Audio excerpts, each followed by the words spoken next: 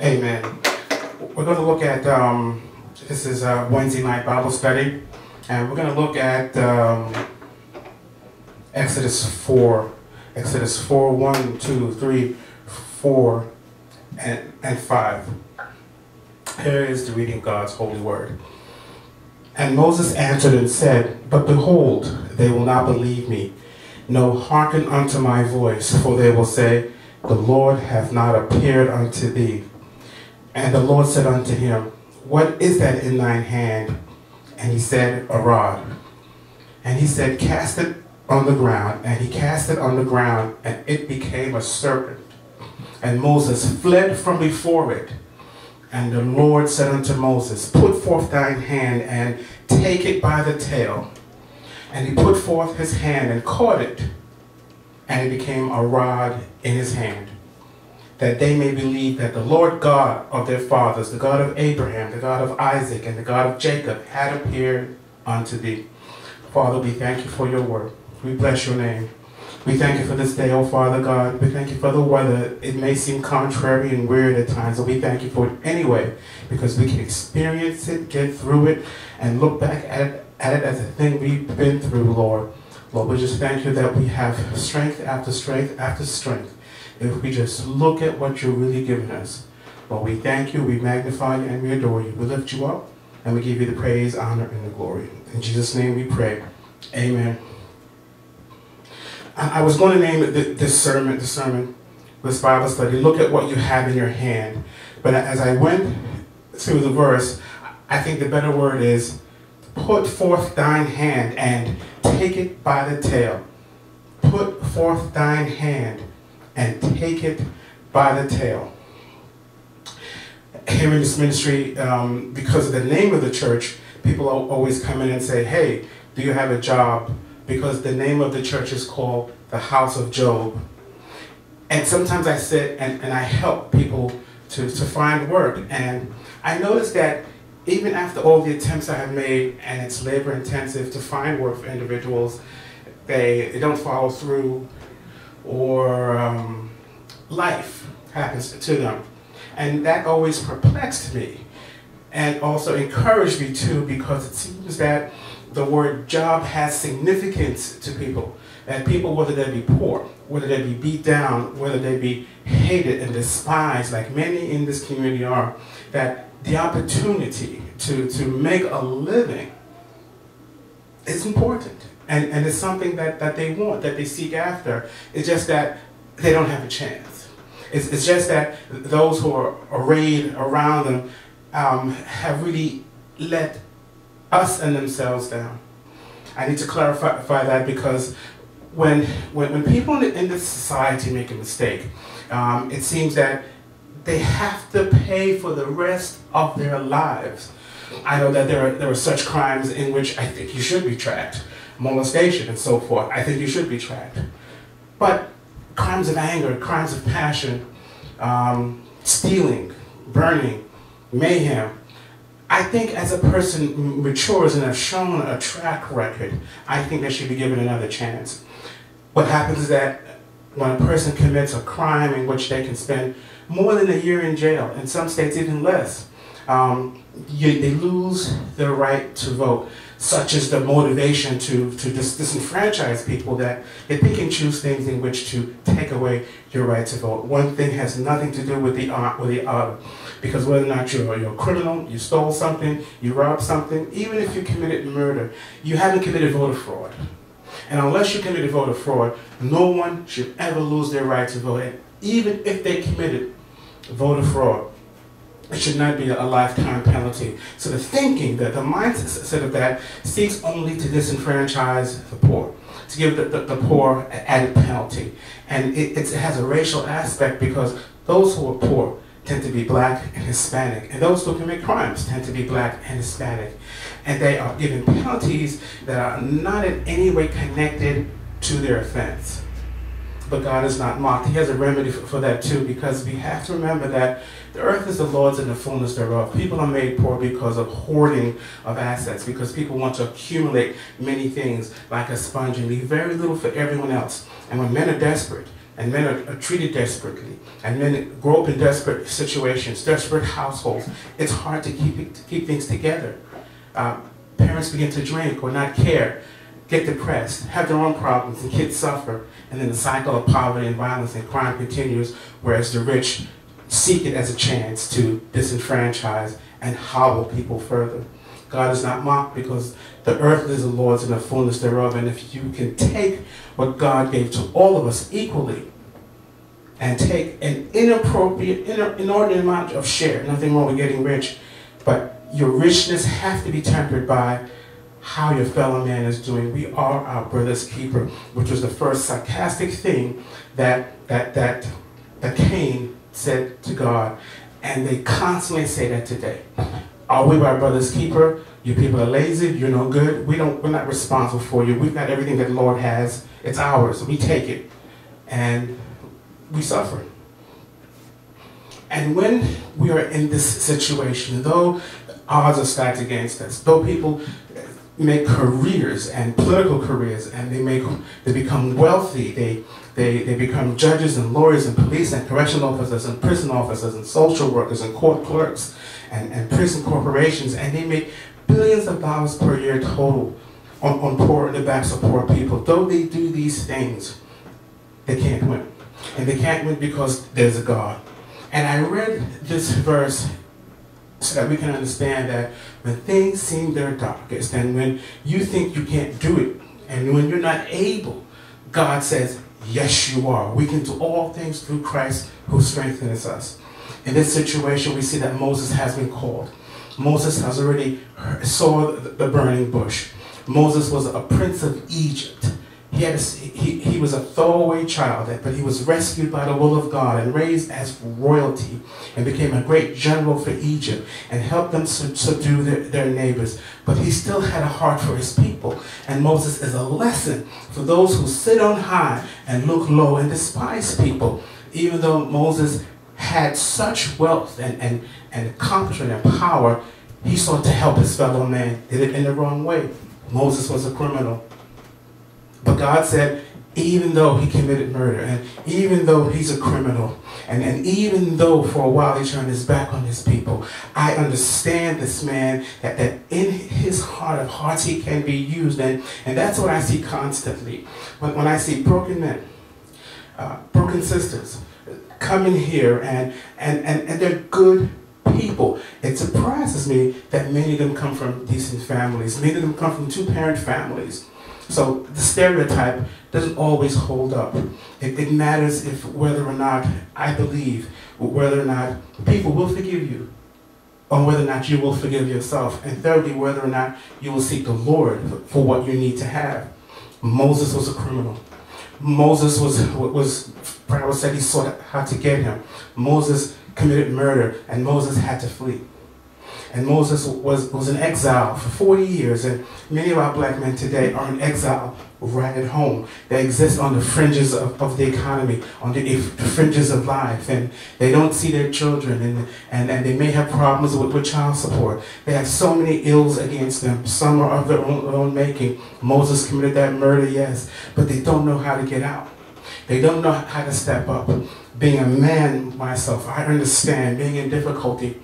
Having a criminal record myself, understand how it eats at you like a cancer, and any value you may have for yourself or as a man has been taken from you because you're not able to earn a living. You feel ashamed to even present yourself to family or to your children because you don't have anything to give them. And because of this pride, we men stay on the fringes. We become strangers out in the cold, and like dangerous wolves, we become a danger to ourselves and others. But God. And Moses was called by God. And sometimes we think only people like Moses are called by God, but each and every one of us are called by God. Each and one of us are called for a purpose. God does not do frivolous things. He does not create because he's bored. He did not put us here just because we wear nice decorations, like we shop and buy things to put there and here and there look pretty. God didn't do that. God didn't sit here to put us here and there and look pretty. He put us here for a purpose, to work, because his universe is a finely tuned orchestrated thing, and everything works together in synchrony, and all things work together for the good to those who are called by the Lord and fulfill His purpose. Sorry for mangling that verse. So you have a purpose. All things are called according to His purpose. And when Moses was called with his criminal self, with his murderous self, with his no opportunity self, he's on the backside of a mountain herding sheep. And Moses felt he couldn't do it. And many of the people who I see walking here realize they cannot do it. Many of the sisters I meet realize they cannot do it. And they go off and do other things. Things that they ought not to do, or if they're fortunate, they might get disability for some reason. And it might be easier because many of us have such great health problems: diabetes, hypertension, schizophrenia, depression, alcoholism, all sorts of problems. And they're quick to give us these things, $1,500 a month plus food stamps and medical benefits, just to keep us sidelined. But I say, even as Moses was sidelined, as a goat herder, a great general is now a goat herder. When he hears God, and we all hear God, we all know what we're supposed to do. And when Moses said to the Lord, I know you called me, God, but they won't believe me. And that stops many of us in our tracks. We know God calls us, but we believe they won't believe it. When I first started in the ministry, everyone knew that I was a drinker and a problem and all sorts of things that it's none of your business anyway, but all sorts of things. And that stopped me in my tracks many times, because I felt that because of my past, people wouldn't believe me. Because of what I had did, people wouldn't believe me. Because of what they said I did, which is a bigger problem, I knew they wouldn't believe me. Funny thing about the internet today, good thing Moses doesn't have the internet, but we can find anything we want about people. And people will search you, and people will even bring it up to you. Hey, I read this on the internet, you did this, that, and the other, and it stops men in their tracks. In any case, God said to Moses, He said to him, what is it in thine hand? And when God points to Moses' hands, He means you have all the ability right now, this minute, to get done what you want to get done. There is nothing that man can give you that you need to fulfill your calling as God has planned it. You don't need anybody. You don't need anything. If you think that an education is going to make you happy and get you what God has for you, you're wrong. You're mistaken. You end up with student loans, a job you hate, and wondering, where have the years gone? But when you hold on to Jesus' hand, and when you listen to Him, and He says to you that you can fulfill your calling, that you can do all these things if you just believe. He says we have it right here in our hand. And that is an amazing thing to understand, that everything we need is right here, because we can't see it. We think because if it's not a job with benefits, that it doesn't matter. Or we think if it's not a bag of money, it doesn't matter. But God told Moses that, what is that in your hand? And Moses says, it's a rod. And that word in the Hebrew means branch, and it represented a tribe, it represented a family. God is saying that you are of the branch of Jesse. You are connected to me. That what you hold in your hand, what has in your hand, is the legacy I've given you of the ability to get things done.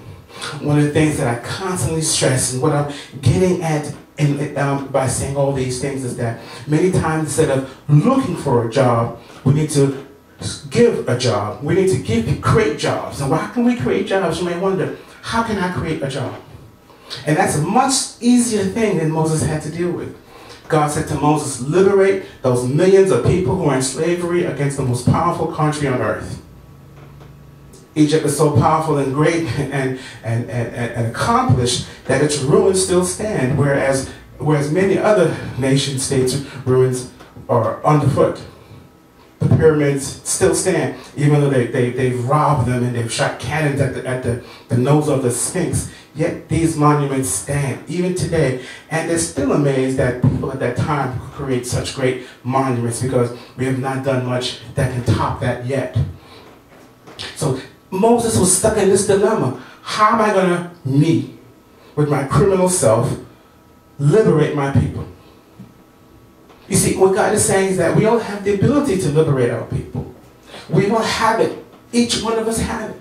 Each one of us is willing. The thing is that who shall believe the report?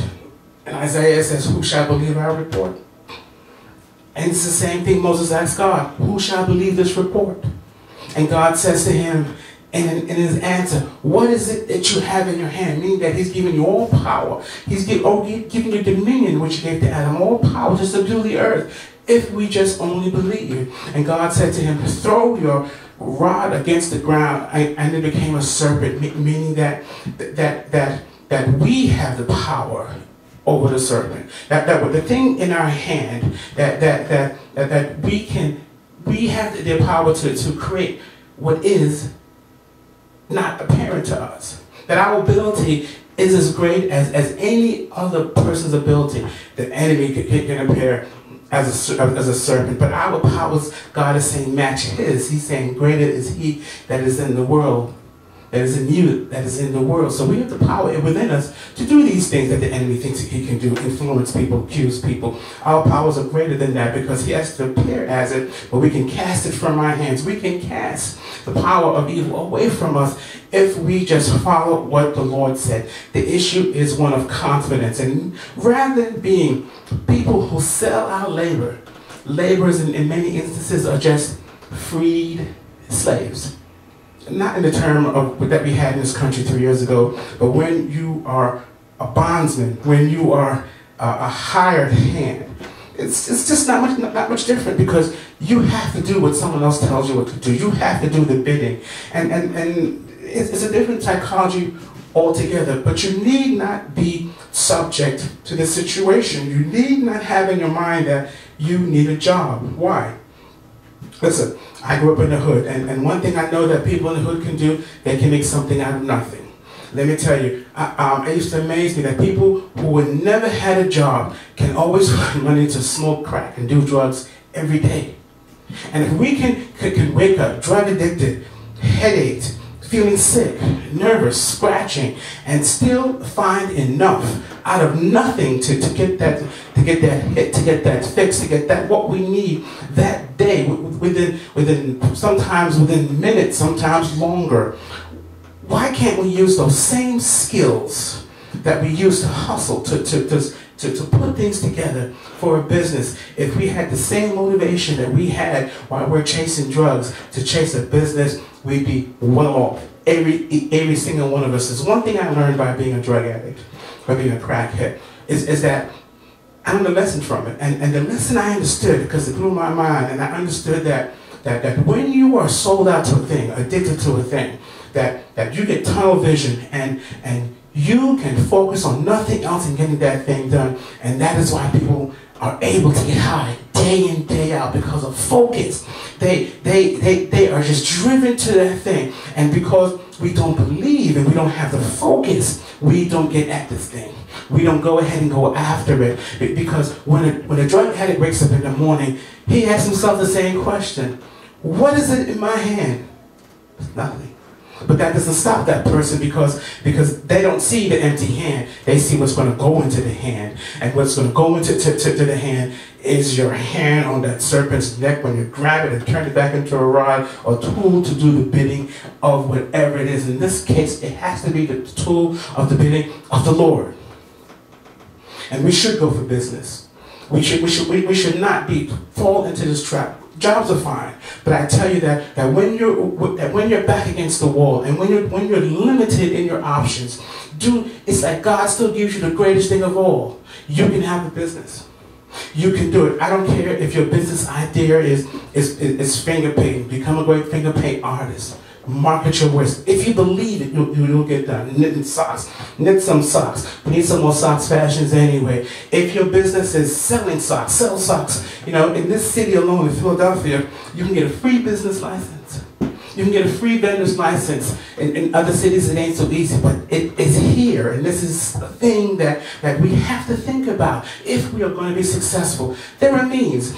One thing I can say good for this country is that they love businessmen and women. They don't care. Many of these businessmen and women who are successful people have dark pasts. Rockefeller was a bootlegger. He was a drug dealer. Alcohol is a drug. And he was a drug dealer. I'm sorry, not Rockefeller. Kennedy was a drug dealer. That's, look, like they're like royalty now. He was a drug dealer during Prohibition. That's how he got his wealth. All these other people did unscrupulous things. They were not these gifted people. They had help and they had focus. If we can just focus, there were people who come to this country that they used to call them wetbacks because they swam here, whatever. I'm from the Caribbean, so they think I can swim and I can't. But we swam here. It doesn't even matter. But many people who have a different mindset, they're no better than anybody else. But the mindset is that this hand is empty, but this hand is going to get something. And we can do just as well or better because of our language skills, because of citizenship. We can do great and mighty things if we only believe. And to get people to just understand what God is saying to you, that no man can hold you down. I was reading works on the early church fathers with Saint Ignatius. Saint Ignatius, I think, was a disciple of Peter. I've got to get that straight. But he said one thing we must understand is that they can kill us, but they can't hurt us. They can kill us, but they can't hurt us. Meaning that life is not it.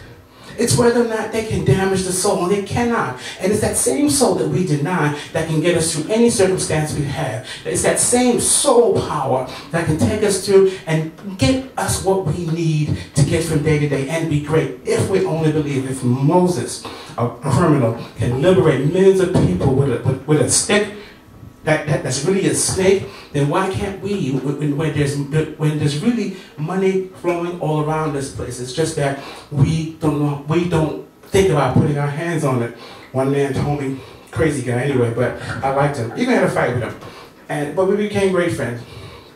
And he said to me, he's an Irish brother, and he said to me, black people don't steal more than other people.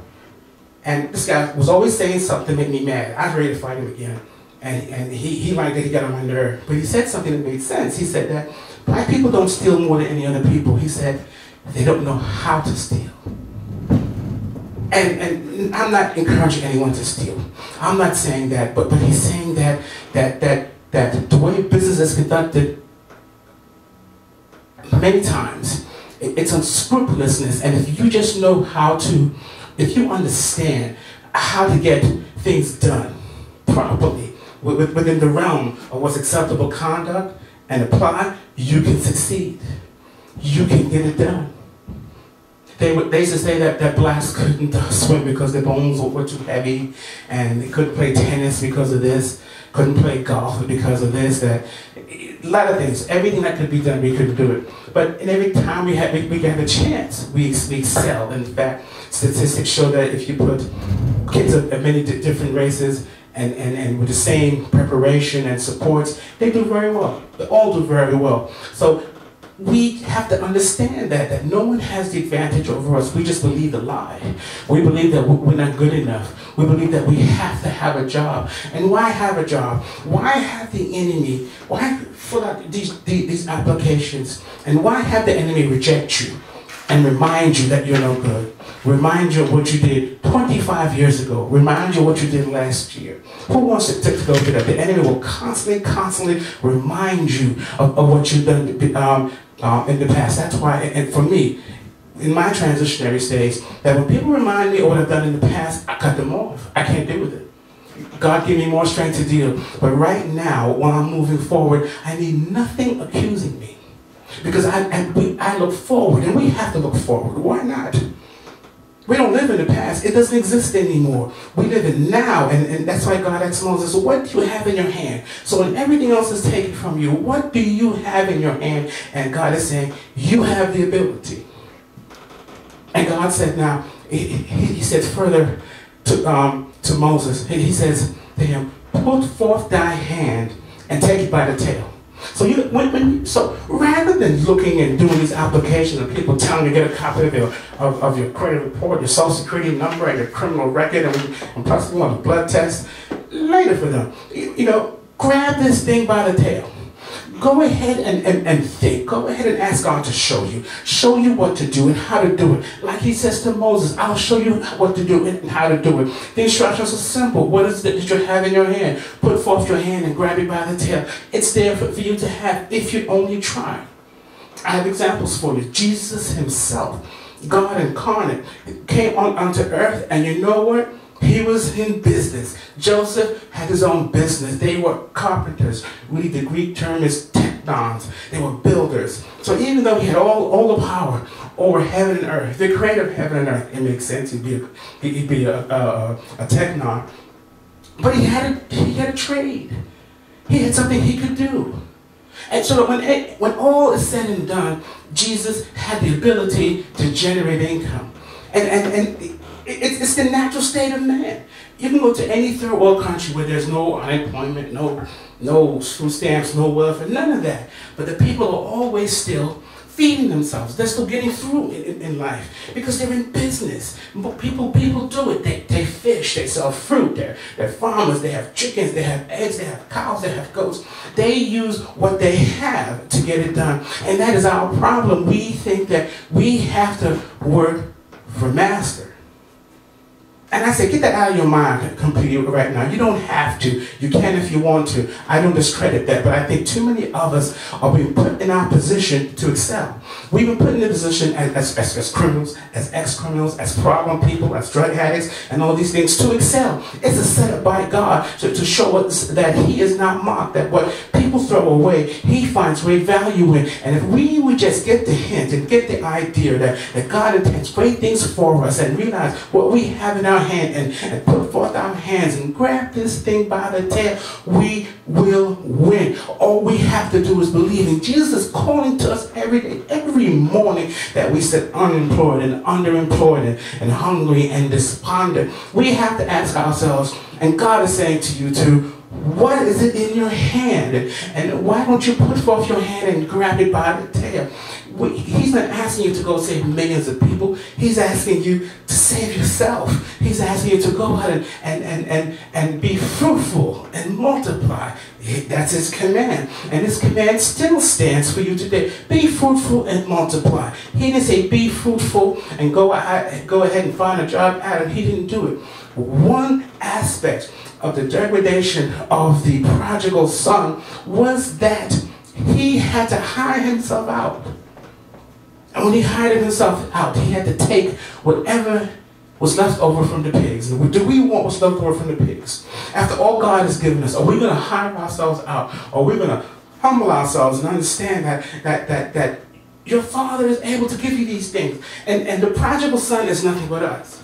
The prodigal son is us in our situation right now, sitting in slop bins, being happy with what these pigs don't want. They don't want food stamps. They don't want disability. They just do. They give us that just so we don't riot and insurrect. They're not giving us because they love us. It's pacification to keep us to keep us fed enough so that we won't rebel. And we need to get this thing out of our minds and move forward and get it done.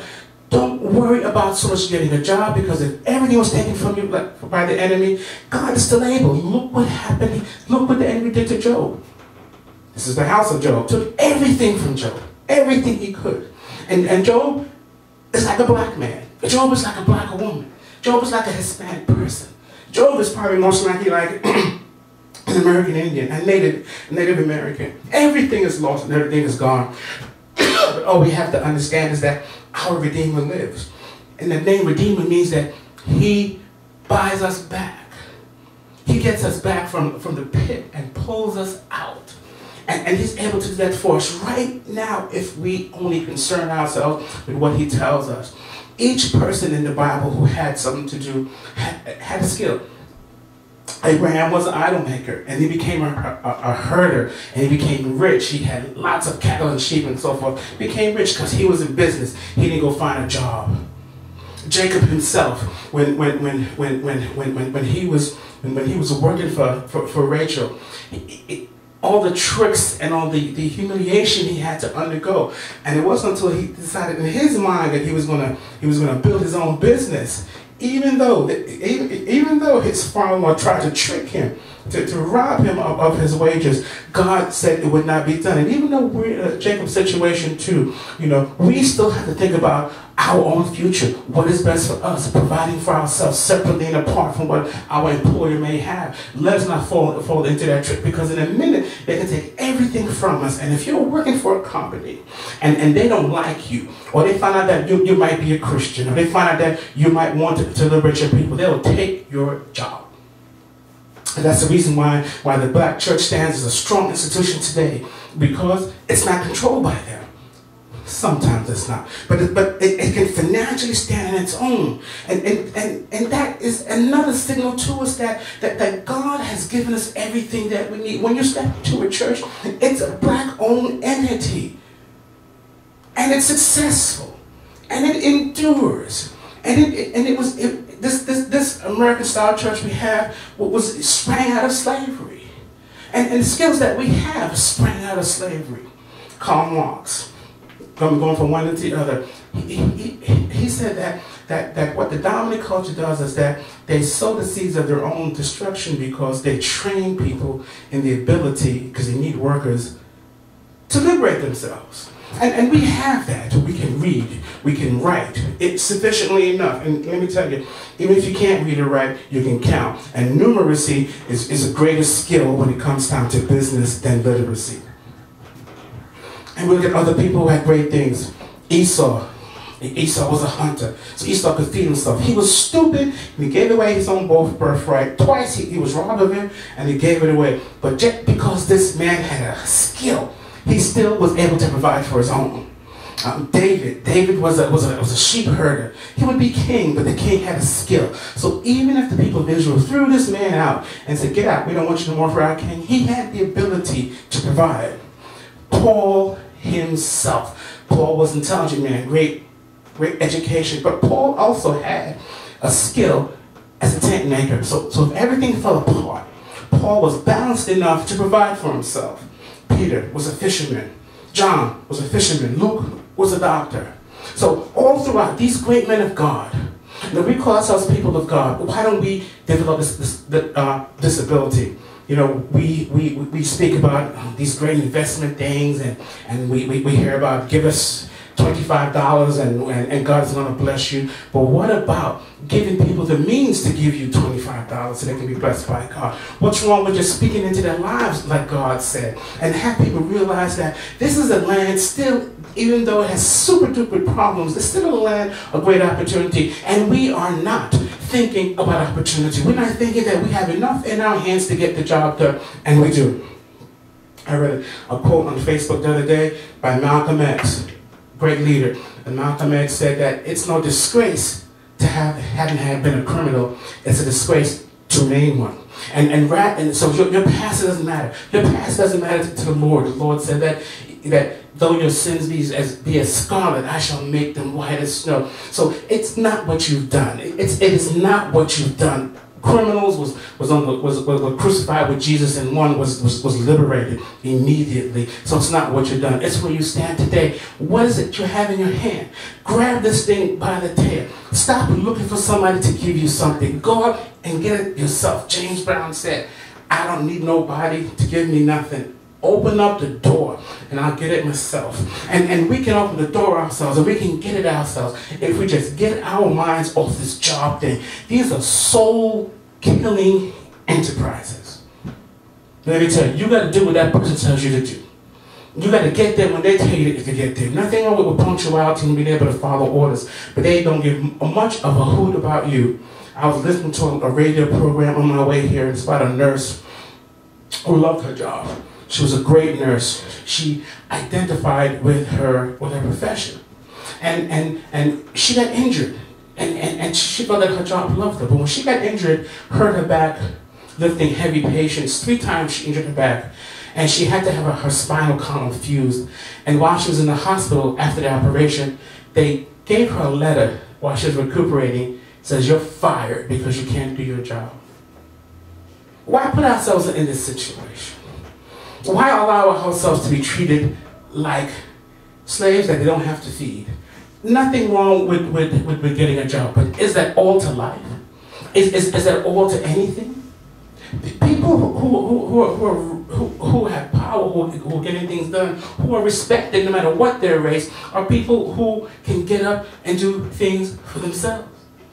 And we have to do this. We have to think about having jobs. We have the ability. We hustle all day long. Even if we're in drugs, we still hustle. We still find a way to put 2 pennies together. We might steal it again, but we get it done. And if we could use these same skills that we innately have, that God already given us to move out and to get things done, and to think about going into business. Why are we allowing people from other countries? I am one, but I'm here now. And I'm here to do what God tells me to do and to help my fellow man. People ask me, why do I care?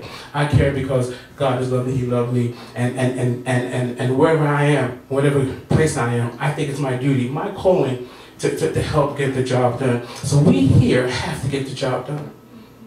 I don't want to look down on nobody.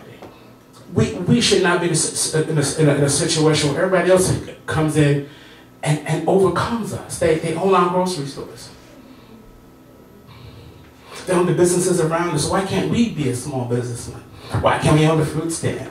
Why can't we own the fried fish place, more of them?